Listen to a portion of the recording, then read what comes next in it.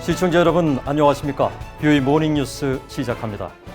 미국과 한국의 동맹 관계가 현재 여러 면에서 긴장 관계를 보이고 있다고 미국 의회 조사국이 분석했습니다. 주기적인 주한미군 철수 가능성 언급과 방위비 분담금 협상, 전자권 전환 등의 갈등 요소를 지적했는데 반면 미한 동맹을 초당적으로 지지하는 의회 상황도 전했습니다.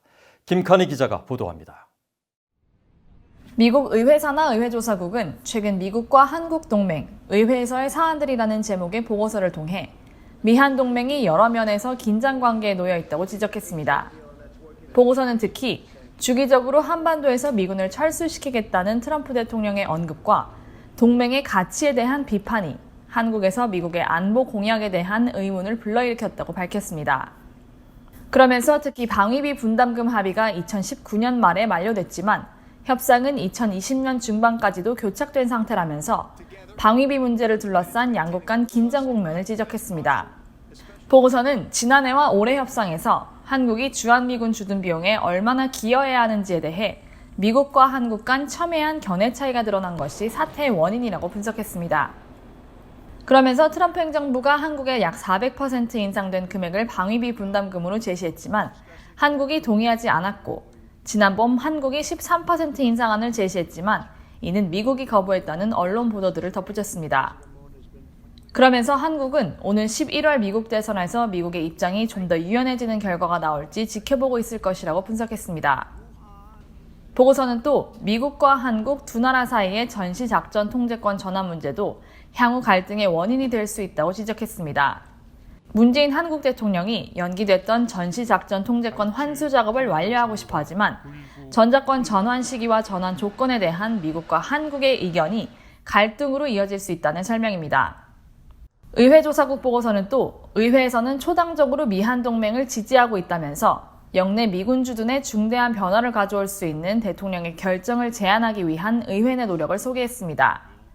특히 2020 회계연도 국방수권법에 의회의 승인이 있기 전까지 90일 동안 주한미군을 현재 규모인 28,500명 미만으로 감축하기 위한 행정부의 예산 사용을 금지하도록 규정하는 내용이 포함된 사실을 적시했습니다. 보고서는 그러면서 향후 주한미군 감축 논의 시 미국의 국익에 부합하고 동맹국의 안보를 약화시키지 않으며 관련국과 사전에 논의가 이뤄졌다는 것을 국방장관이 반드시 의회에 입증해야 할 책임을 법에 포함시켰다는 점을 강조했습니다. VOA 뉴스 김칸입니다. 최근 전직 주한미군 사령관들이 미한 연합군사훈련 재개를 촉구한 데 이어 워싱턴에선 연합훈련의 중요성과 전면 재개 필요성을 강조하는 목소리가 이어지고 있습니다. 군사 전문가들은 특히 오는 8월에 연합훈련이 재개될 경우 전시작전 통제권 전환 대비 목적이 아닌 연합 대비태세 점검에 우선순위를 둬야 한다고 지적했습니다. 조상진 기자입니다. 토마스 컨트리맨 전 국무부 국제안보 비확산 담당 차관대행은 지금이 전면적인 미한 연합훈련 재개의 적기라고 지적했습니다. 미한 연합훈련이 전투 준비태세 유지에 중요한 역할을 할 수 있다며 특히 현 시점에 북한에 귀중한 신호를 보낼 것이라고 내다봤습니다. 로렌스 코브 전 국방부 차관보도 북한이 국내외 여러 문제로 큰 어려움에 처해 있는 만큼 미한 연합훈련의 재개 효과가 클 것이라고 평가했습니다. 북한 지도부가 보여주는 통치 방식이나 신종 코로나 바이러스 감염증으로 인한 북한의 취약성을 고려할 때 시간은 미국과 한국의 편이며 따라서 미한 연합훈련을 재개해야 한다는 것입니다. 앞서 미국과 한국은 지난해 을지 프리덤 가디언, 키 리졸브, 독수리 훈련 등 기존 대규모 연합훈련을 폐지하고 올해는 두 차례에 걸쳐 규모가 축소된 대체 훈련을 실시한 바 있습니다. 데이비드 맥스웰 민주주의 수호재단 선임연구원은 한미연합사령부가 지난 2018년 이후 대규모 군사훈련을 실시하지 않고 그나마 하향 조정된 훈련도 전시작전 통제권 전환을 위한 연합 검증평가에 무게를 두었다고 우려를 나타냈습니다. 그러면서 오는 8월 연합훈련이 재개된다고 해도 전자권 전환을 위한 완전 운용 능력 검증 평가에 초점을 맞출 것인지 아니면 연합 대비태세에 초점을 맞출 것인지 의문이라면서 대비태세는 전자권 전환보다 우선시해야 한다고 거듭 강조했습니다. 미한 전자권 전환을 위한 검증 평가는 3단계로 이뤄지는데 미한 양국은 지난해 1단계 초도 운영 능력 평가 훈련을 실시했고 올해 하반기 2단계 운용 능력 검증 평가 훈련을 앞두고 있습니다. 전문가들은 최근 일각에서 미국 전략자산의 한반도 배치 가능성에 대한 언급이 나오는 것에 대해서는 엇갈린 반응을 보였습니다. 컨트리맨 전 차관대행은 미 전략자산의 한반도 배치는 북한의 도발로 촉발된 비이성적 조치가 될 것이고 북한에 중요한 신호를 보내는 목적에 부합하지 않는다며 부정적 입장을 내비쳤습니다. 반면 맥스웰 연구원은 미국의 확장 억지력과 해구사는 말이 아닌 행동으로 뒷받침돼야 한다면서 전략적 약속과 의지를 보여주기 위해 미국의 전략자산이 주기적으로 한국에 배치돼 김정은에게 적절한 억지 메시지를 보내야 한다고 강조했습니다. BOA 뉴스 조상진입니다. 미국 우주사령부가 적성국의 방해 전파에 훨씬 견고하게 견딜 수 있고 정확도가 향상된 신형 GPS 위성을 발사할 예정입니다. 미국 우주군 우주미사일 체계센터는 30일 오후 플로리다주 케이프 커네버럴 공군기지에서 차세대 전지구적 위치파악 위성 GPS-3을 발사할 계획이라고 최근 밝혔습니다. 이어 우주를 전장터로 간주하는 새 시대를 맞은 만큼 새로운 역량을 실전 배치하고 우주산업의 혁신을 불러일으킬 것이라고 강조했습니다. 위성을 제작한 록히드 마틴사는 신형 위성은 기존 위성 체계보다 3배의 정확성과 8배의 반위성 전파 경고성을 지녔다며 산악과 숲을지대에서 위치 정보를 받지 못했던 어려움과 적성국의 전파 방해를 해소할 수 있다고 설명했습니다.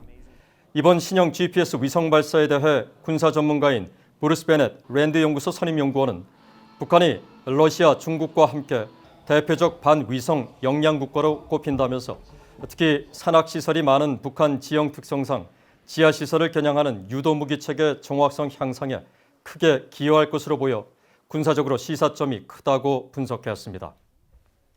북한 등 일부 국가들이 독일에서 대량 살상 무기 WMD 관련 기술과 물품을 조달하려 했다고 독일 정보기관이 밝혔습니다.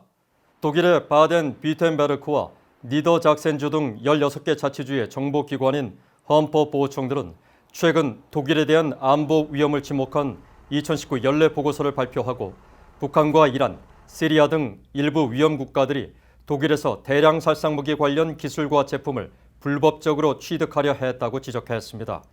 보고서는 특히 독일이 관련 산업 선도국으로 첨단 기술 기업이 집적돼 있어 북한 등 국가들에게 중요한 활동 공간이라면서 이들이 수출 규제를 피하기 위해 독일과 유럽에서 위장 회사를 통해 물품을 조달한 뒤 중국과 터키, 아랍에미리트 등 우회 국가를 통과해 목적지로 보낸다고 밝혔습니다.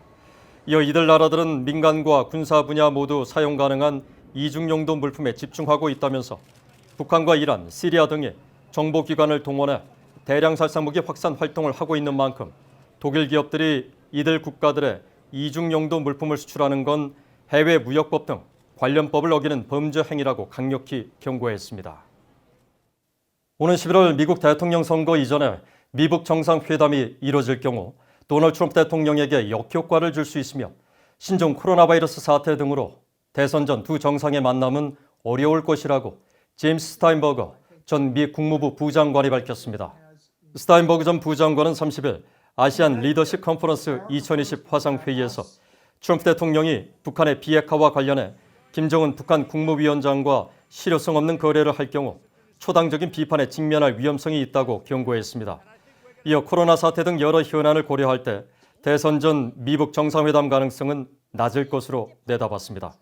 그러면서 북핵 문제 해결에 있어 미국이 어떤 대가를 주면서 북한과 합의하진 않을 것이란 점을 분명히 알 필요가 있다며 미국이 동맹국인 한국, 일본과 긴밀히 협력하면서 북핵 문제를 지속적으로 관리해오고 있다는 점을 거듭 강조했습니다.